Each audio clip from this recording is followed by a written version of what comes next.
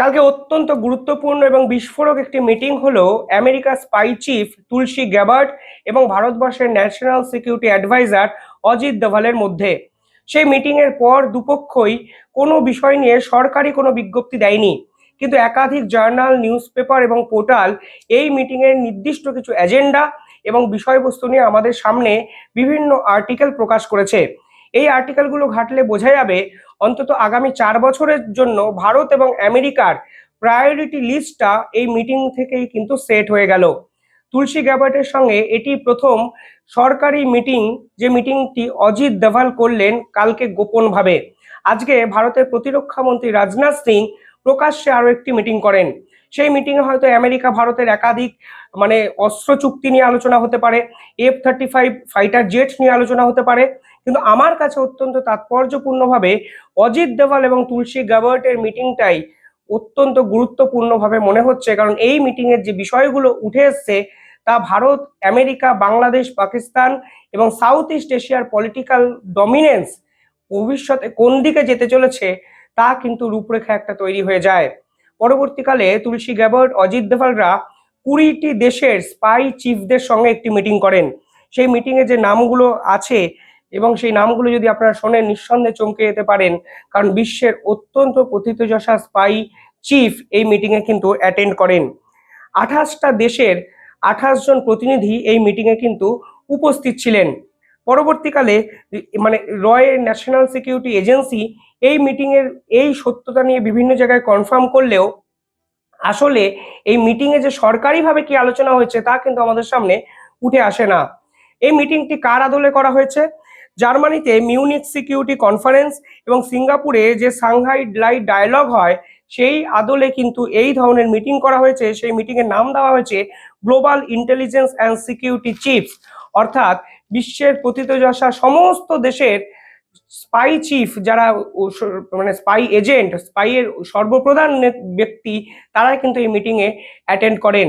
উল্লেখযোগ্য বিষয় হলো এই মিটিং এ কানাডার প্রতিনিধিও ছিলেন, অর্থাৎ কানাডার সঙ্গে ভারতবর্ষের সম্পর্ক নির্ঝর ইস্যুতে এতটাই তলানিতে গিয়ে পৌঁছেছে। তারপরে জাস্টিন ট্রুডো পদত্যাগ, এবং পদত্যাগের পর কানাডার নতুন প্রেসিডেন্ট নিযুক্ত হবে 2-3 দিনের মধ্যেই। ঠিক সেই জায়গায় দাঁড়িয়ে কানাডার সঙ্গে ভারতবর্ষের এই মিটিং এ একসঙ্গে পার্টিসিপেশন নিঃসন্দেহে পলিটিক্যাল একাধিক সিনারিওকে কিন্তু বদলে দিতে পারে। আমেরিকা থেকে এই মিটিং এ উপস্থিত ছিলেন তুলসী গ্যাবার্ট, কানাডা থেকে ছিলেন ড্যানিয়েল রজার্স, ইউকে থেকে ছিলেন রিচার্ড মোরে, পাশাপাশি অস্ট্রেলিয়া, জার্মানি, নিউজিল্যান্ড, রাশিয়া, সৌদি আরব একাধিক দেশের স্পাই চিফরা কিন্তু এই মিটিংকে অ্যাটেন্ড করেন। সকলের আগে এই মিটিং এ 5 আইস কান্ট্রিজ নিয়ে বিভিন্ন কথাবার্তা হয়।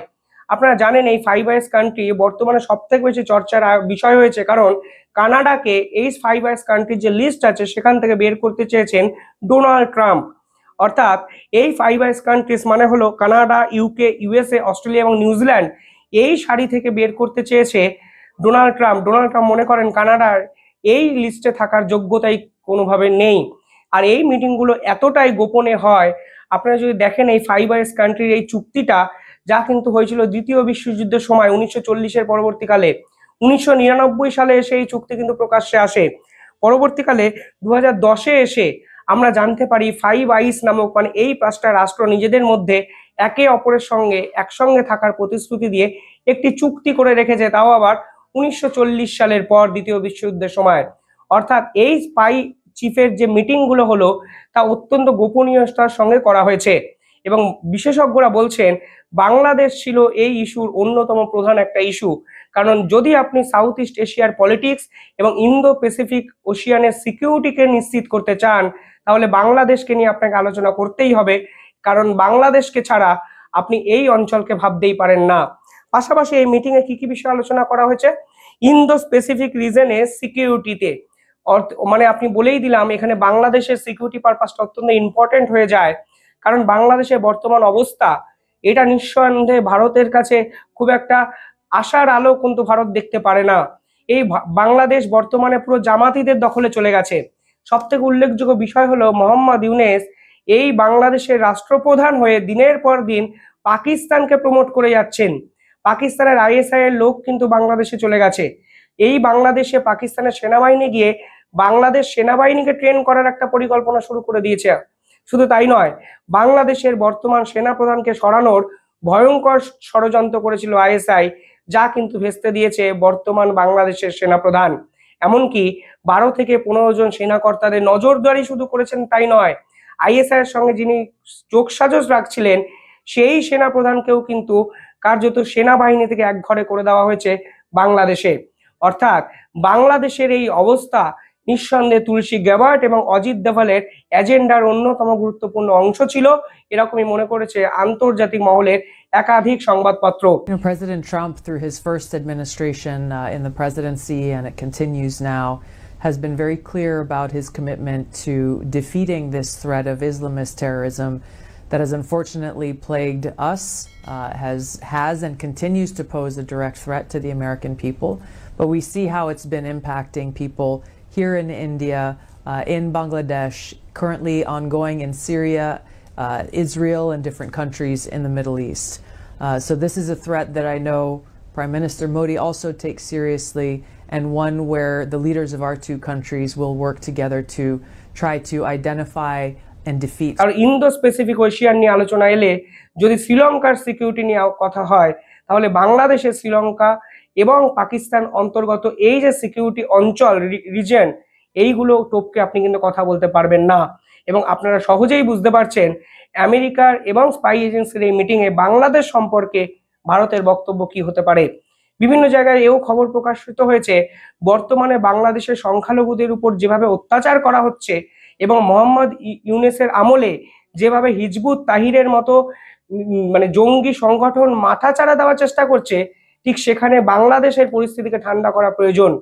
হিজবুত তাহিরের এই পার্টিকুলার ইস্যুটা এই মিটিং এর একটা চর্চার আওতায় আসতে হবেই, কারণ হিজবুত তাহিরকে কিন্তু অফিসিয়ালি নিষিদ্ধ ঘোষণা করে দিয়েছিল আমেরিকা যুক্তরাষ্ট্র।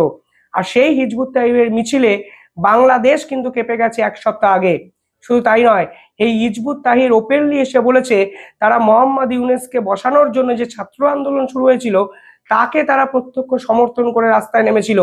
অর্থাৎ বাংলাদেশের বর্তমান সমাজ ব্যবস্থা, আর্থসামাজিক অবস্থা সবটাই জামাত এবং ইসলামী মৌলবাদী কিছু শক্তি দ্বারা কন্ট্রোলড। আইএসআই চেষ্টা করছে বাংলাদেশকে কাজে লাগিয়ে ভারতের বিপক্ষে ছক কষতে। আর এই মিটিং এর আগেই অজিত দোভালের বাংলা সফর নিঃসন্দেহে ইঙ্গিত দেয় বাংলাদেশ ইস্যু আসলে ভারতের কাছেও বর্তমানে মাথা ব্যথার কারণ। আর তুলসী গ্যাবার্ট যখন এই বিষয়ে আলোচনা করেছেন, নিঃসন্দেহে ইন্দো স্পেসিফিক সিকিউরিটি পারপাসে বাংলাদেশের কথা বারবার আসবে এবং ভারতও হয়তো সে বিষয়ে তুলসী গ্যাবার্টকে জানিয়েছেন।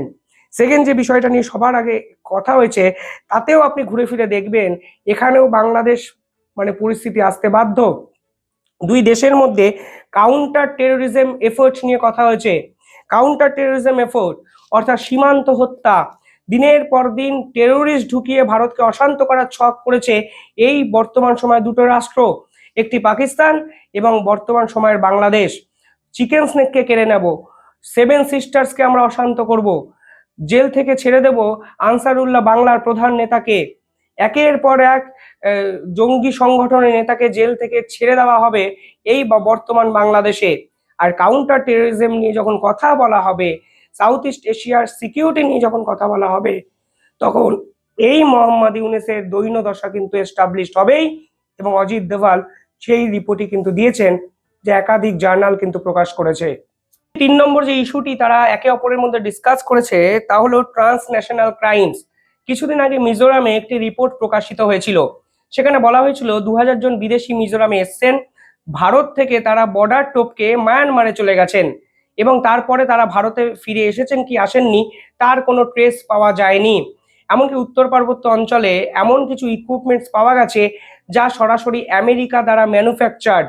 আর এই ট্রান্সন্যাশনাল ক্রাইমস মানে বিদেশ থেকে একাধিক জঙ্গি, একাধিক নেতা এসে ভারতবর্ষ এবং সাউথ ইস্ট এশিয়ার পলিটিক্যাল সিকিউরিটিকে বিঘ্নিত করার চেষ্টা করছে, যা আগামী 4 বছর ভারত কিন্তু কন্ট্রোল করতে চায়। 4 নম্বর বিষয়ে তারা বলতে চেয়েছে ডিজিটাল স্পেস চ্যালেঞ্জেস। শুধু সেখানে এআই নিয়ে কথাবার্তা হবে সেটা নয়, সোশ্যাল নেটওয়ার্ককে কাজে লাগিয়ে বিভিন্ন কাউন্টার টেরোরিজমের অংশ এবং সিকিউরিটি পারপাসটা বিঘ্নিত হচ্ছে বর্তমান সময়ে। অজিত দোভালের কিছুদিন আগে একটি রিপোর্ট আমি প্রকাশ করেছিলাম, সেখানে তারা বলছেন যারা হিজবুত তাহিরের বিভিন্ন লোক ভারতে আসার চেষ্টা করেছেন তারা ভারতে এসে স্কাউট করছেন। স্কাউট কিভাবে করছে? সোশ্যাল নেটওয়ার্ক অ্যাক্টিভিটি দেখে তারা কি শেয়ার করছেন, কি ধরনের কথাবার্তা বলছেন, সমস্ত কিছু তারা ট্রেস করার চেষ্টা করছেন। আর এই ডিজিটাল স্পেসে আলটিমেটলি সিকিউরিটি ওরিয়েন্টেড জায়গা থেকে অজিত দেওয়াল এবং তুলসী গ্যাবট একই সঙ্গে নিশ্চিত হয়েছেন আসলে বর্তমান সময়ে এই পার্টিকুলার রিজন সবচেয়ে আতঙ্কগ্রস্তদের দ্বারা ঘেরা, এবং এই পুরো বিষয়টা ঠিক কোন দিকে যেতে চলেছে এবং তার রূপরেখা কি হবে এই মিটিংয়ে কিন্তু উঠে এসছে। অর্থাৎ সব মিলিয়ে তুলসী গ্যাবটের সাথে অজিত দোভালের এই মিটিং অত্যন্ত তাৎপর্যপূর্ণ।